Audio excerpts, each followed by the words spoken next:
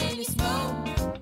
OVS, Old Virginia smoke. Welcome to Pitmaster, an Old Virginia Smoke podcast. I'm your host, Luke Darnell. This week we have Paul Keltner with Rooters-n-Tooters.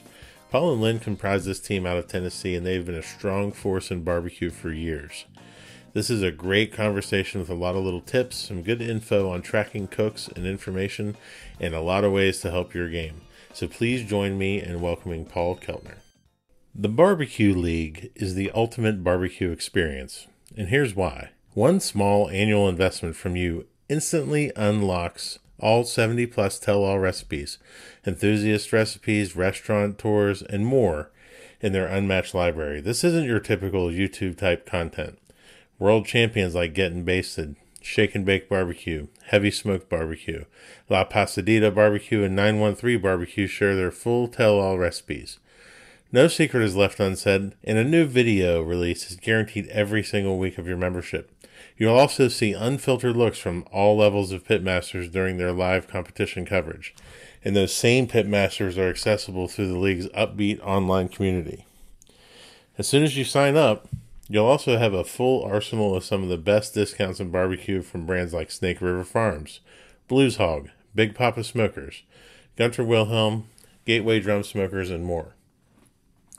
The Barbecue League puts on members-only contests throughout the year, hosts live and virtual events, and offers a full-access league lounge at participating events. Our listeners to this podcast can receive $10 off of the $100 annual membership this month only, this month and leading up to the Royal, by using the code AugustPitmaster on thebarbecueleague.com. That's AugustPitmaster on thebarbecueleague.com. You don't want to miss this content and all of this learning. It is one hell of an investment. We are here today with Mr. Paul Keltner. How are you, my friend? I'm doing great, Luke. Happy to be here. Yeah, it's I'm glad to finally have you on. We've had some scheduling stuff happen. Life gets in the way sometimes, right? Right. I got abandoned in a hotel lobby for a couple hours. That was interesting. And then, of course, there was Thursday. We were supposed to record Thursday. And then we both got a very awesome piece of news on Thursday that we're both going to the Jack Daniels. That's right. That's right. Did you do a little celebrating on Thursday? Normally, this podcast is reserved for me just asking questions of the guests. But we're going to take a little time today, and we're going to go through this a little bit because I had no idea it was happening until the night before when Joe Pierce called me and told me that he's like, "Hey, man, good luck tomorrow." I'm like, "What's tomorrow?" I have no idea what you're talking about. He's like, "It's the Jack Draw," and I was like, "Oh, okay." And I was 4 hours into an 8-hour road trip back from Connecticut, so then I had 4 hours to stew about that. which we've never been. So I stewed about it, that I didn't sleep very well the next night. And then I woke up in the morning, I was having panic attacks. It was terrible.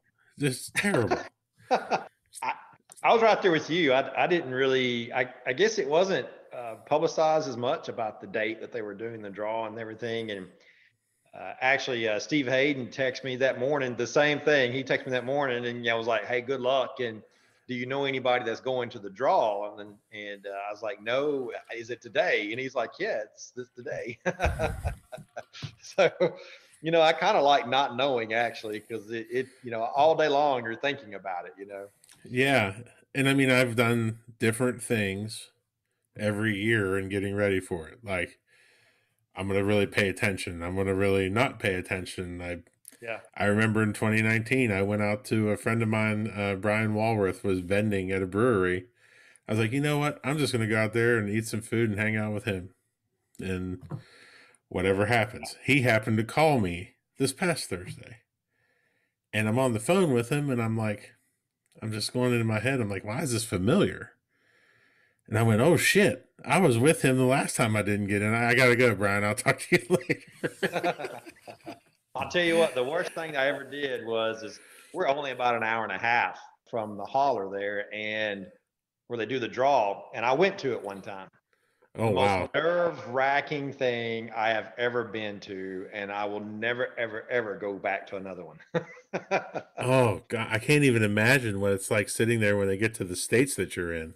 Oh, it is. It's absolutely nerve wracking. Like you just, you're a sweaty hand, and and there's not that many people normally in there, and it, and just so happened that we didn't have that many draws in it, and two of the teams that had draws in the same state that we had, they were there too. So, Oh, you know, gosh. you're kind of like, you're happy for them, so you're doing the clap. Oh, that's great. At the same time, you're like, damn it, I wanted to go. I, well, so, yeah, so you've been there. So do they go through and do all the states first? Is that how it works? Yeah, they actually have already pulled out the automatics and your royal winners and that kind of thing. They pull all that out, and then they literally have all the states in these brown paper bags, which each state labeled, and they basically have just it's a cardboard box, and they pour that bag into that cardboard box, and they go around the room and they let people in the room actually draw the bongs out with the numbers Oh, on it. God, no. Yeah. Yep. So I've had the few times we've gone, we've had people that we know actually draw our name, which is kind of cool. But there's nothing worse to come up to a state and know that, it it's numbers. Your name's not on it. It's just a number. So you don't have a clue of who you drew. You give it to the guy. The guy goes over, and there's Pam Hess and Marge and a few others over there at the computer, and then they have to look the number up, and then they shout out who it is. So it's even when you Oh, draw it, it's like this anticipation of, okay, who did you draw? Who did you draw? there's no way I could go. No, I would never go back to Yeah, because if I'm there and like some random guy's pulling to my state, and I'm like, oh, I'm gonna take you outside. that. Who you Oh, draw? man. Well, I was trying to rack my brain and think about the first time that I met you guys. And I think that ties in with another piece of barbecue news this week, in that I think it was at Brasstown. It probably was. It probably was, because we haven't really probably cooked in a lot of the same competitions too much. No. We haven't expanded into that area until just here recently. So yeah, I would say. I mean, I knew who you were. I mean, everybody Yeah. knows who Luke is, Oh, but gosh. but yeah, yeah, you're probably right. Probably Brasstown. Yeah, yeah. Yeah, I want to say it was right after we bought the big trailer off of Heath, and we decided that that would be our first trip, is to take it to Brasstown. I was like, parked it, and I went, I'm never doing that again. On a hill at an angle, in a Oh, tight spot. Yeah. yeah, and it was in the teens cold that year, Yep. and I had no idea what I was doing with a trailer that had water system or anything. We didn't even really want to hook up the water because it was so cold, and I go out there and we're sharing a water hookup with smoking buttheads, Yeah. and for some reason it was leaking. And I was like, well, that's not good. So I tightened it up. I had no idea that it was leaking on purpose so that it wouldn't freeze. Everybody come out the next morning and they're like, oh, some idiot shut off the water, and now everything's frozen. I'm like, I'll just sit back here by myself. Let's go Uh, find that right. guy. This is the first time that I've actually publicly owned up to it. Um, so I don't know if Todd listens to this or not, but who knows? That's just funny. But yeah, man, Brasstown Yeah, is no more. I tell you what, if you haul a barbecue trailer around much, you quickly earn the certification of a professional driver real quick, because you have to learn how to back them things up and maneuver around in some really tight spots. Yeah, That's one of them. absolutely. And I remember the first time we pulled in there, and the guy was like, "You got to go up this hill and back into the spot." And I went, "Nope." He's like, what do you mean? I'm like, this is the first time I've driven this thing anywhere. I'm not backing it up that hill. It's just not. You need to put me down here where I can just back it into a flat spot and just call it a day. Yeah. But that contest, for those out there that haven't cooked it, I think is just truly one of the special events, especially on the East Coast. And it is a shame to see it go. I understand. But at the same time, it's always been a great time to go down there. Yeah, it's in February, it's early in the year, and it's kind of the breakout. You get to see, teams that you hadn't seen in, 2 or 3 months at least, and if not longer. And so part of it's just good to get out and see other people and kind of talk about what's been going on in life in general with them Right. And freeze. And freeze. It's always together. It's always cold. Yep. Wow. So you're having a pretty good year this year, huh? Yeah, there's been some ups and downs for sure in there, but yeah, we've had a pretty good year. I'm definitely not complaining about it. We've kept a consistency about it, so that's always a goal. So how much are you engaging in the points chase? Well, it depends on how close I can stay in it. So, at one point we were pretty engaged in it, and I think All-American Mr. Joe Pierce and superhero Brad have kind of taken the reins and said, "See you guys later." But it's still a hunt. It's still. I think there's still, a good 8 to 9 teams that are right there in it, and a one GC and a little bit of a lull on their part. You could see that numbers swap around a little bit. But it's slowly slipping a little bit if we don't figure something out. But we do this every year. It's kind of odd with barbecue. I don't know if you've ever experienced it, but I've talked to other teams.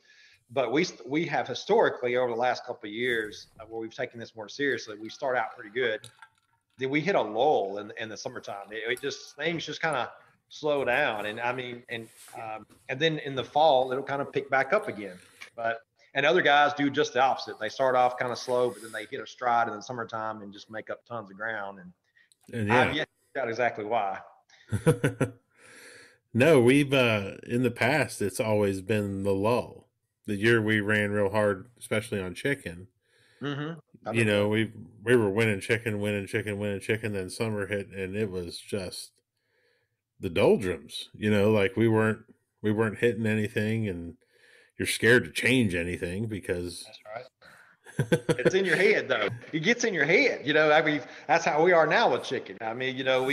We've done really well up until the last 4 or 5 contests, and we can't get a chicken call. And you're like, what have we done?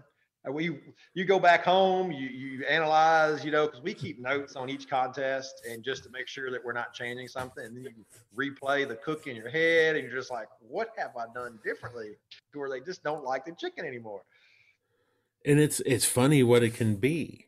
We went through that with chicken, and we got to a contest in Wise, Virginia. I don't know if you've ever done that one.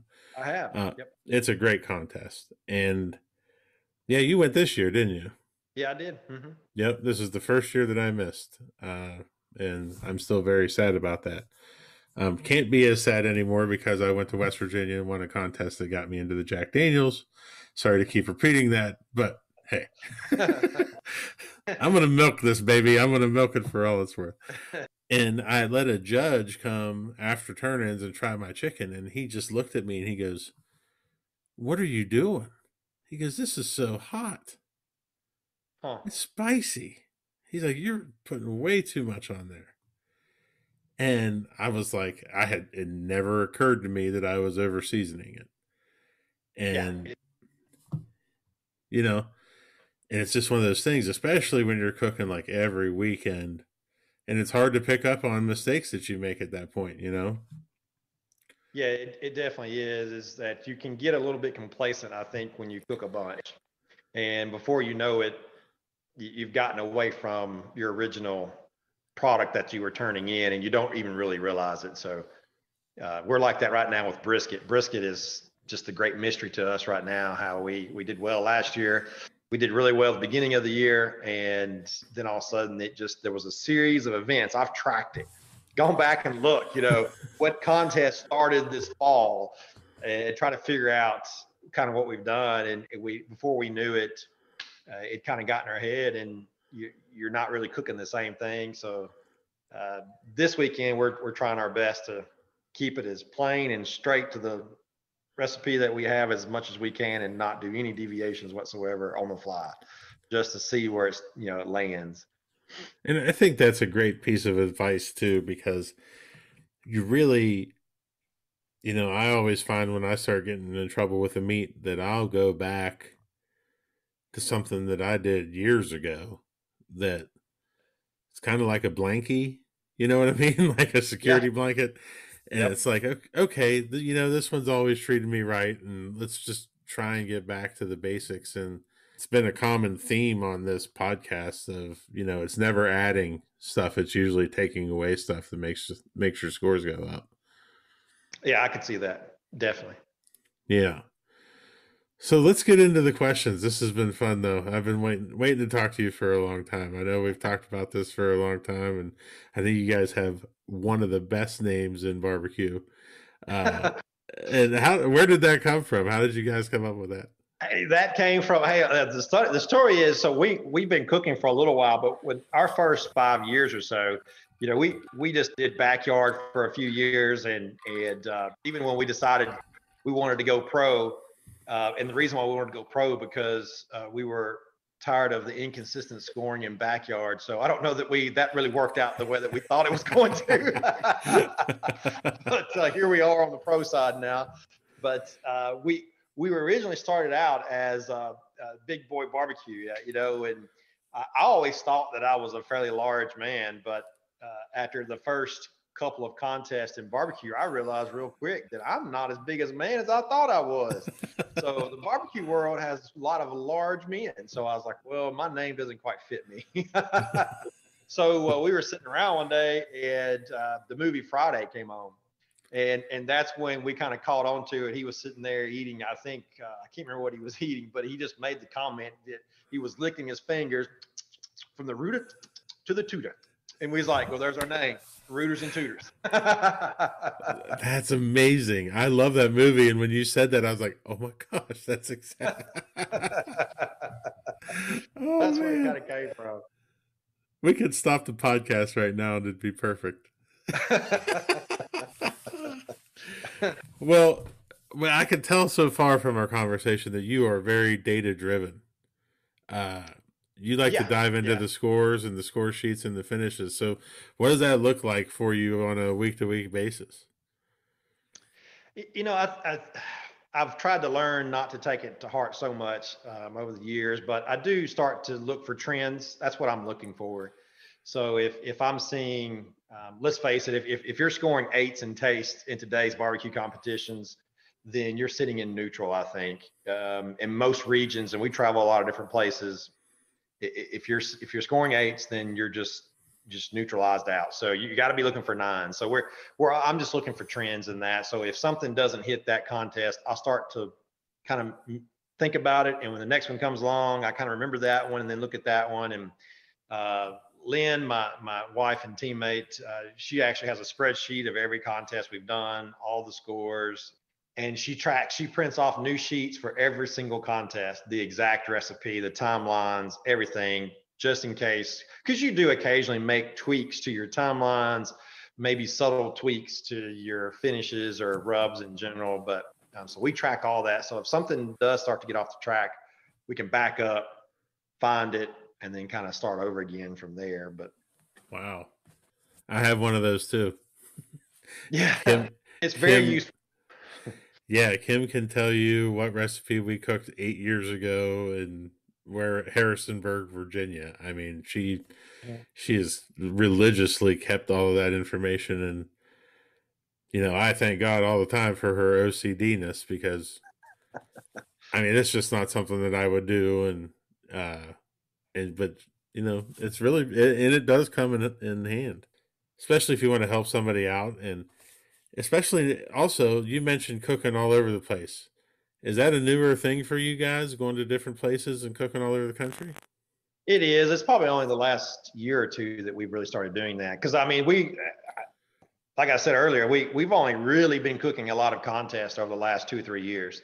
And so these last 2 years, we've really jumped out there and just started going all over the place. And we normally pick contests. I pick a contest, she picks a contest that's a new contest somewhere that is normally crazy far away that we just want to do. And I picked Humble, Texas this year. I've never cooked in Texas, and that was in January, and I did that one. And then she picked one up in Wisconsin that we wanted to go up to, and we've done that one. So we've been all over. It's fun. It is. It is fun. Kim and I started doing that, once we really got into it, and it's been a huge blessing, man. Just being able to see some parts of the country, like you Yes. mentioned Wisconsin when we went up there. It's just beautiful up there. It is absolutely beautiful. And Cleanest state I've ever been in. Yeah, it's crazy. And Texas is one of the ones that's on our list. Texas was fun. Now, I'll tell you, that's one thing. When we went to Texas, and I would like to go back to Texas if they could figure out a way to do some early January contest and kind of string them together a little bit where I could just kind of leave my stuff there. Yeah. And not have to haul it back and forth all the time. But that group, you kind of got that IBCA vibe that kind of mingles in with the KCBS. And those guys are all about having a good time. I mean, they're very serious, awesome cooks down there. But those guys, they're there for days. And they set up the big tents, and they're there to have a good time. And they want you to have a good time. And that's KCBS is probably a little more business side, and IBCA seemed like it was a little more fun and party. Yeah. So that was kind of a nice pace change. Yeah, Kim and I try and cook a different state every year, somewhere we've never been before. It's just a lot of fun that way, and we always get to see different things and meet different people, and I think that's one of the best and most rewarding parts of barbecue is doing that. It's a lot of fun. Yep. So you guys aren't superstitious, are you? We're not too bad. I mean, we have a few little things, but it's not too bad. We have a little ritual, in the mornings, but I say we're not, but we could easily become superstitious in some of those things. I'll never forget one time we had Lynn found a pork butt, and this has been a few years because you can tell by the price, but the price of the pork butt was $9.99. And we won pork that weekend. So for the next 2 weekends, we looked for pork butts that were $9.99. We didn't find any more. But yeah, it's easy to get into. We have the only little thing that we do is I always have a glass of chocolate milk every contest, and it's always somewhere around 9:30 or so. And she always has to take the first drink of it, and that was because that happened by accident. We won a contest. The next time she didn't take the first drink, we didn't do so well. The next time she took the drink, we did well. So we just stuck with it, and we've been doing that for a couple of years now. She always takes the first drink. And if I even hint that she's not with the first drink, I get the look, and so yeah, I get the look. Right. I get that look a lot. Oh man, that's a great. A lot of times, especially when I'm teaching classes, people are like, "Why do you do that way?" And I'm like, "Because it worked once." That's right. I don't have a rhyme or reason to it. It just worked, and so I just kept doing it. Yeah. Yep. Now, do you guys listen to a lot of music when you cook? Yeah.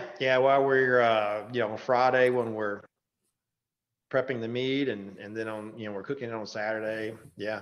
I have a little speaker that sets up in there, but. And I actually enjoy that part. I don't see that as much anymore. I guess as people are kind of afraid what people might think. But when we first kind of got into this, I mean, it was pretty common for guys to have like very elaborate sound systems in their trailers and are carried with them. And I don't see that much as anymore. I don't want it at midnight or anything, but during the cook, it doesn't bother me at all for the guy next door to let it rip and open it up and. As long as it's a decent mix. Right. So what's on your mix? What do you got on there?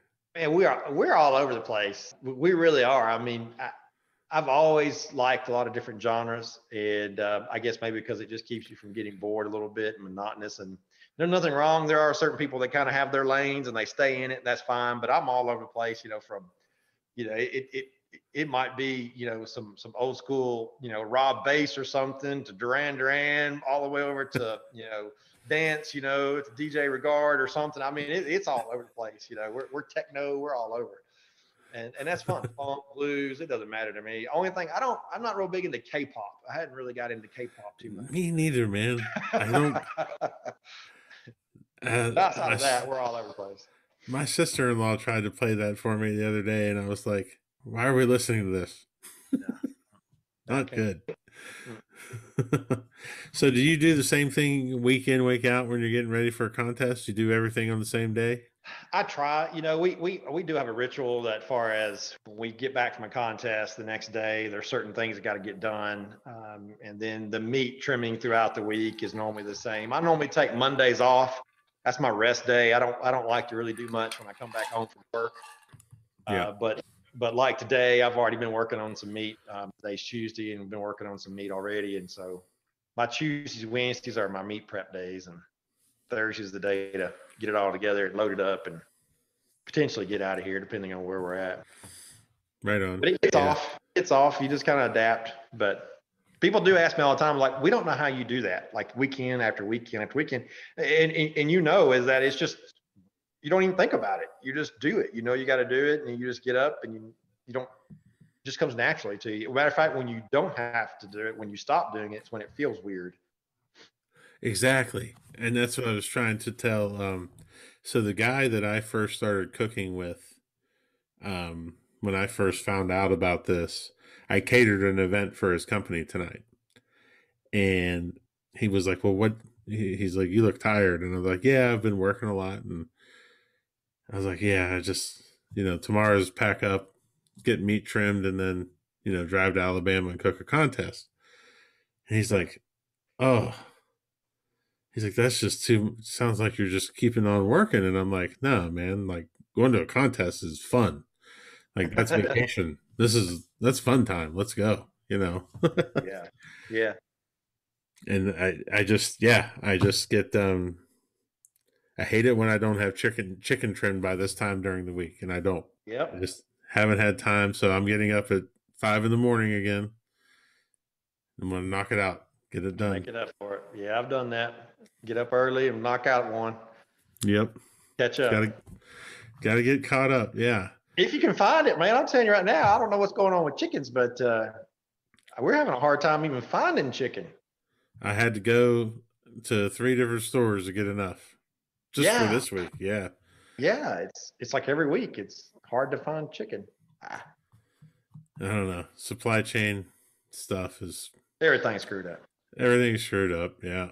But what's not screwed up is, how successful you guys have been in the past couple of years, especially. And we everyone in barbecue loves talking about successes. I like to talk about failures. Do you have a favorite failure of yours where you really learned something that really pushed you forward and changed how you guys approach your cook? I don't, we've only one time had kind of a bad failure, and that was just missing turn in when we were early on. We missed a rib turn in. And if you've ever watched Lynn take a box to the turn in table, she has one speed. I don't care whether she has 5 minutes to get there or 1 minute, she has just one speed. And that's where it comes from that one disqualification. But we really don't, outside of that, to me, it's not the big failures that have shaped us. It's more of the little failures that over time, it's the little mistakes that you make that subconsciously you didn't realize was a mistake until after the fact, that you start picking up on being more focused and taking what you did and analyzing it at the end and trying not to do that again. And you're going to do it again. It's going to happen. But you also kind of understand how to correct some of those things that may be going on. So I can't say it's one big failure. I know there's some people out there that have overcome and done some pretty good things after a big failure. But for us, it's just more about little things and learning from that. And it's, I don't know if you go through this or not, but you send a box that's gone. You're sitting there and your cooking partner isn't there, which happens for both of us to be our spouses. Yep. Hmm. And you go, oh shit, I forgot to do X. And then I always have this moral battle within myself. Do I say anything? Right. Do I tell her that I forgot that? And if I do tell her, do I tell her before the next turn in, or do I just wait until all the turn ins are in and then? And I don't know. I've gone both ways on it. Or That's where where we've learned a little bit is that if you ever come into our trailer, everything we do is sitting there on a piece of paper, and nobody ever really pays attention to it hanging up on the wall. But that's one of the things that we have done to kind of help try to eliminate some of that, is that it's there, and you just got to read the initials and understand the secret code language on there. But so normally when a meat category comes up, Lynn will read that step and refresh herself to make sure that she knows exactly what she's got to do. And we'll taste it after that and adjust from that. If there's something outside of the normal that we think we need to do because it just didn't cook as well, we'll do that. But yeah, that's one of those little failures that we've done that and missed something, and learn from that. And Kim has created a similar document on Google Docs where people always think that I'm out there at 5:30 in the morning watching the Jambo and they think I'm watching TikTok or doing something stupid. I'm actually reading that. Yeah. And keeping it fresh in my brain and making sure that I know. I'm a morning person, so I'm up at 5 pretty much every day. So if I set my tone by reading through that entire process 3 or 4 times, then that usually, it also makes me grumpy because then that's all I'm focused on for the next 5 hours. But hey, there's nothing wrong with reviewing notes. There's absolutely nothing wrong with that at all. So let's switch gears here a little bit. What is one of the best investments that you've ever made in competition barbecue? Oh, wow. Best investments. I try not to think of the big things. I think it's the little things, and probably most little things have already been said. But the things that I think we use the most, that I think that I really have to have, is my knife sharpener. I sharpen my knives every contest, and those knives are only for the contest. They stay in the trailer. They don't get used to open cans or tighten screws or anything. I mean, they're my knives, and Lynn knows that. So that's one thing. I think it really helps you understand when you cut the meat what you got. And so you literally you sharpen them or you just hone them? I'm actually doing more honing than I am sharpening. Yeah. Because they're decent quality knives, and you don't really have to sharpen good quality knives that much. It's more of just honing it in each one. Yeah, just occasionally throughout the year, I'll kind of have to reset the blade angle a little bit, and for the next few contests, just to hone them. But yeah, I mean, you can really tell a lot by cutting a piece of meat. That's why, I don't have anything against guys who do use electric knives. That's fine, but I can tell a lot. They call themselves a pit master, running around with electric knives. This is not a fish fillet contest. Right.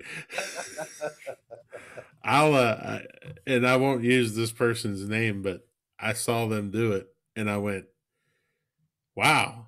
And they were like, what? And I was like, I just thought somebody as good as you would probably actually know how to use a real knife. And I walked out because I was like, I can't believe this.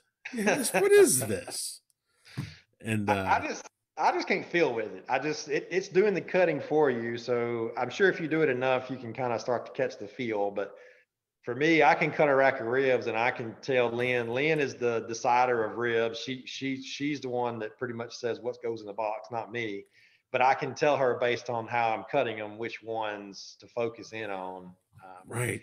Way with pork and brisket, and I can tell how thick to slice my brisket based on the way it feels as I cut it. I don't know how guys with electric knives do that. Well, I feel like, yeah, exactly. How do you even, you can't feel anything but like a small jackhammer in your hand. And I Yeah. mean, I honestly think we could do a 30-minute podcast just on that knife feel, you Yeah. know. And when I'm slicing ribs now, Kimmel, she'll be washing dishes and I'll make a slice and I'll go, ooh. And she's like, oh, that one must have been good. She doesn't even look up. She just knows. Or if she Yeah. hears me cussing back there, she knows that I Uh-huh. usually Yep. undercooked them probably because it doesn't, it's not, That's right. yeah. I Just mean, cut them and get them back on the cooker. exactly. Yeah. Yeah. Yeah. I guess the other thing, outside of a knife sharpener, I would say I am a little bit of a techie kind of guy. And I do use I use probes. I know I'm probably breaking all the rules and using a probe. I know there's some very purist guys, and there's an art to that, to not using a probe and understanding timelines and just kind of getting a feel for it through aluminum foil without ever opening it up and that kind of thing. But I use probes to kind of get me in the ballpark of where it's going to be. But more importantly, I think where some people miss the boat is the graph feature of a lot of your pros features have now, is that graph can tell me a whole lot about that piece of meat. And if you really watch it, you can predict when it's going to be done. You can see if it's, if you're pulling it normally at a certain temp, depending on the speed that it's raising, it might get done a little faster than you think in the next Right. that temp. You can also see when meat has hit that limit and you've gone a little too far and it's backing up on you.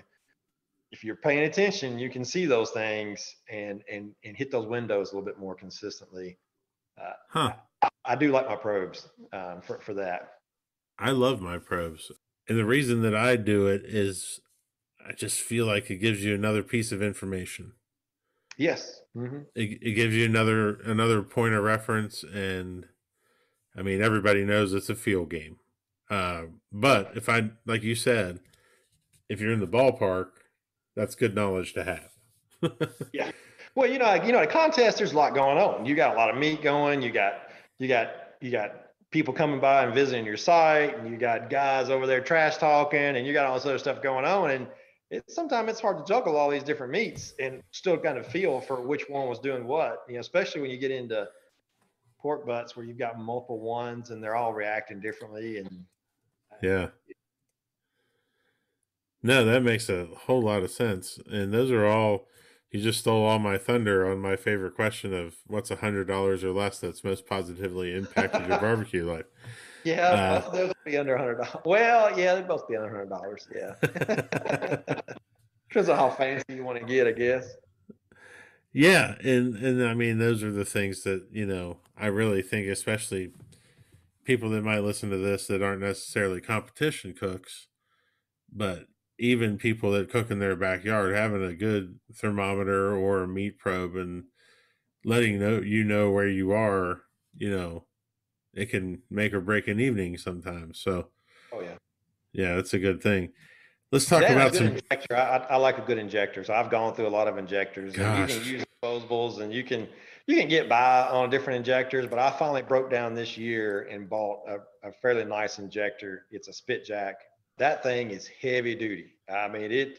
I've been using it every weekend this year, and it's still just chugging right along. No, doesn't miss a beat. Nothing gets loose, wiggles, or breaks. And so I finally did it, but I've gone through a bunch of different ones and they get clogged up and you can't get them unclogged. And it's just, yeah, yeah, I would say if there was something that's made my life easier, that would be having a high quality injector for as much meat product that we go through on a yearly basis, so to speak.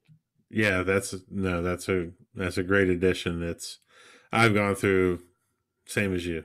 I mean, it's just like, oh, this auto draw one ought to be fun, and then God, then next thing you know, you shot your needle into the wall of your trailer, and you're like, Yeah. this isn't gonna work. Yeah, you just always chasing one. You'll see a new one pop up. Ooh, that looks like it'll work good. And you buy that, at 40, $50, and it lasts a few contests and it starts messing up. And so I just finally broke down and bought a pretty nice one, and it's been worth it. Right on. Let's talk about people. All right, I like talking Not about me too. this. Who's impacted your life the most in competition barbecue? Ooh, you know as well as I do, that is a hard question. I guess that's why you're asking that, because there's so many people that influence you if you're in this for a little bit. Um, I, I think it's I would say the most. It depends on which stage of my cooking deal that you're in, but I would say to start off at the very beginning, it would have probably been Donnie Bray. When I guess my second or third year cooking competition on the pro side, I said, you know what? If I'm going to do this, then I need to figure out what's going on and why I'm not scoring as well. And my first class ever was Donnie Bray, and that was his first class of Oh teaching. wow. And it wasn't just recipes. Donnie to me really showed me what the art was of cooking barbecue, and then also stressed the tenderness side of it that is so important to KCBS, and not so much. I mean, I am out there thinking I need to come up with some peach mango habanero sauce and put it with some allspice ginger rub and just blow them out of the park with flavor. And he was just the opposite, and it just kind of threw me for a loop. But he just talked and preached just the opposite thing of just doing really good barbecue really well, and how it all averages out and comes out in the end. And he's been very true to that. So I would say Donnie had a really big experience. And then later on, I would say guys like Jackie Price. Jackie Price is full of information if you've ever been around him with Smoke on This. And he hasn't cooked as much this last year or two, but just not only just good barbecue cook, but also just a super great dude that's just full of life and stories and history and experience. And he's the one that got us taking notes like we do now. He's the one that told us, you've spent all this time developing your technique. You miss one step and you've left something on the table. So don't do that. Keep up with your notes, track your conditions, see where you made your changes, and do it every contest. And he's the one that started talking us into that. And we've been doing it ever since, and it's paid off for it. Jackie's somebody I need to have on this. Jackie would be a great interview for sure. He has a lot of things to talk about. One of my favorite people in barbecue. I absolutely adore that man. He is Yep. he's There's one so of the many people.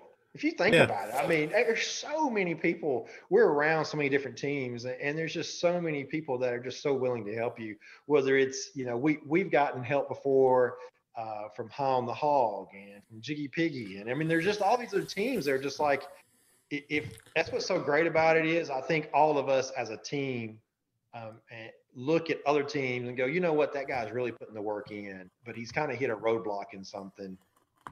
I'm going to make myself available if he needs to ask any questions. And you see that everywhere in barbecue. And there's so many guys willing to do that. And so I think just Donnie and Jackie have had direct impacts on me, but as a whole, there's just tremendous amount of barbecue teams that have really helped us along the way over the last several years. Yeah. When you hear, all of us get into this for a different reason, one or the other. What's the most surprising thing to come out of competition barbecue for you?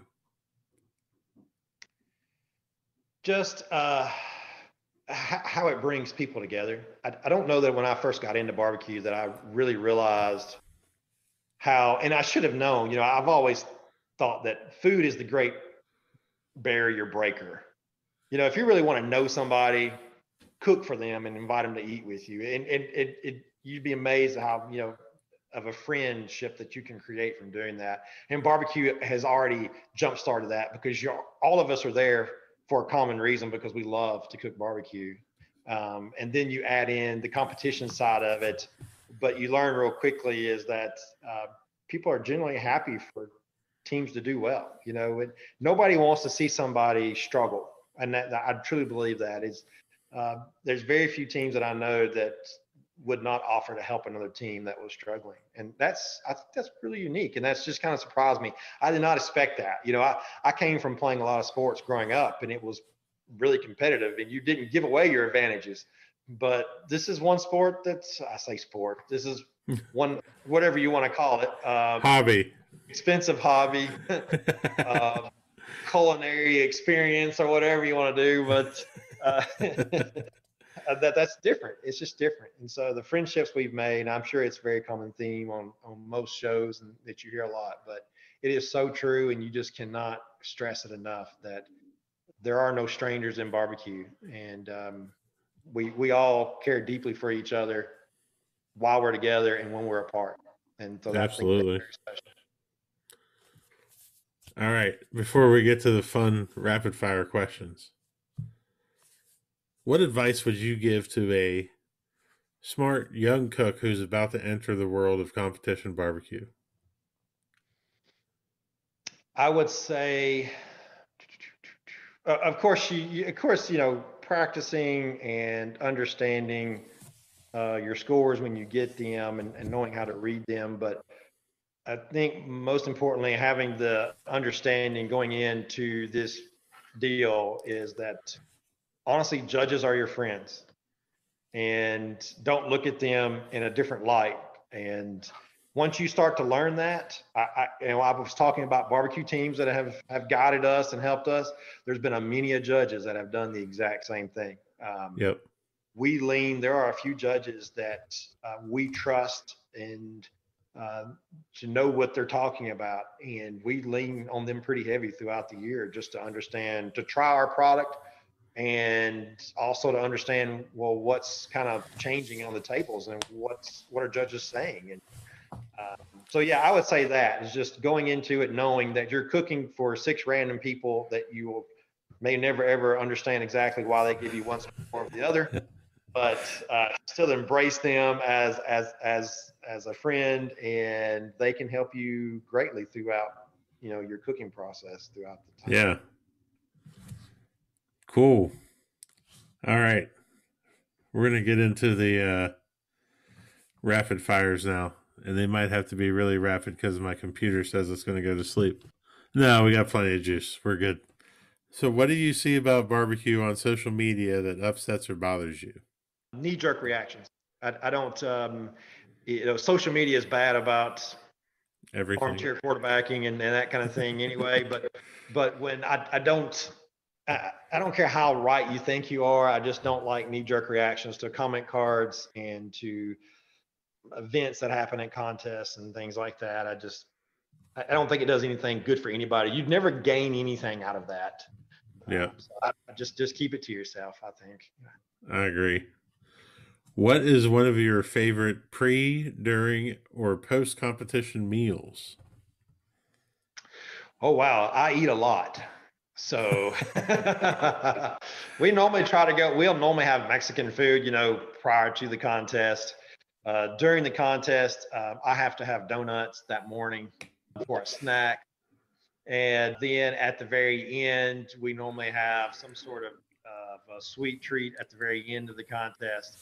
And then actually on the way home, we have a lot of bologna sandwiches. So I'm from the South, and bologna is just, one of those deals we like to eat a lot of. So when I'm driving home from a contest, a lot of time it's a bologna and cheese with mayonnaise sandwich. That's almost every contest. That's awesome. Do you have a favorite present that you like to give to people? We've started here this last year. We started giving, there's a candy called, I said it earlier, but there's a candy called a Goo Goo Cluster. And it's made here in Tennessee. And we've started giving it out to some people. And it's kind of been like a little good luck thing. The ones we give it out to, they normally do pretty well. And I mean, they were already doing well, but we're just taking the glory for it by giving them the Goo Goo Cluster. But yeah, it's kind of become a little ritual thing where we'll trade Goo Goo Clusters, us and Heavy Smoke, Chris Schaefer. So he has, have you noticed, I have a sweet tooth, and the chocolate milk that I drink, I always do better when Chris Schaefer gives me, I think it's called Oberweis. Yes, Oberweis chocolate milk. It is the absolutely best chocolate milk I've ever had in my entire life. Every time he gives it to me, we score really well. Wow. So, and we trade out Google clusters for that. But yeah, I would say, yeah, we just get some candies and stuff. You'll probably That's see cool. some at the Jack Daniels contest. We'll make up some packages of Tennessee products and hand it out to teams Oh, there that's at the Jack cool. Daniels. Yeah. All right, last one. Well, maybe not the last one, but definitely the hardest one. If you could have a gigantic billboard anywhere with anything on it, getting a message out to millions or billions, what would it say and why? Oh wow. Does that have to be barbecue related or just Nope. just in general? I would say just in general is like, hey, the purpose of life is to be happy. So, go be happy. I think we get so wrapped up in stuff and so worked up. It's just getting ridiculous here lately. So Yeah. just remind people, just the purpose of you being here is to be happy. So Smile. that's Yep. right. Spread the joy. Absolutely. All right, last one. All What is an unusual habit or an absurd thing that you love? An unusual habit or absurd thing that I love. Bologna sandwiches don't count. That's pretty high up there. Well, you don't like bologna sandwiches? Come on now. I don't know. You got me on that one. I don't. We're fairly vanilla, I think, in most things. I can't think of anything absurd that I might have. Unusual. No.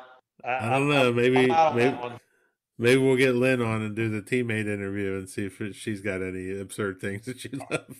I'm sure she does. I don't know that's absurd. I tell you, she's of the group. I've heard you talking on some of the other podcasts about trash talking. I tell you what, now she's the trash talker. Oh, she gets it.